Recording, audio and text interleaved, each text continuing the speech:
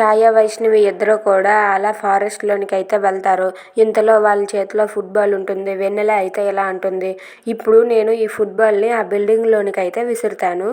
ఇప్పుడు ఆ బిల్డింగ్లోనికి విసిరాక ఎవరైతే ఫస్ట్ వెళ్ళి ఈ ఫుట్బాల్ని తీసుకుని వస్తారో వాళ్ళే గ్రేట్ అని ఒప్పుకోవాలి, సరేనా అని చెప్పి వెన్నెల వైష్ణవితో అంటుంది. ఆ మాటలకు వైష్ణవి అయితే సరే అని చెప్పి అంటుంది.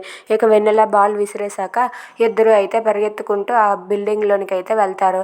ఇంతలో అక్కడ ఒక రౌడీ అయితే తాగేసి అక్కడ కూర్చొని ఉంటాడు.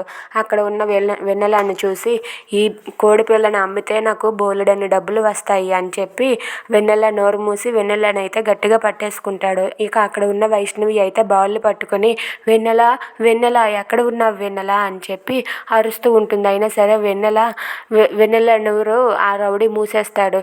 ఇక ఆ రౌడీ చేతిలో పడ్డ వెన్నెల ఎలా తప్పించుకోగలదు? If you like this video, please like, share and subscribe.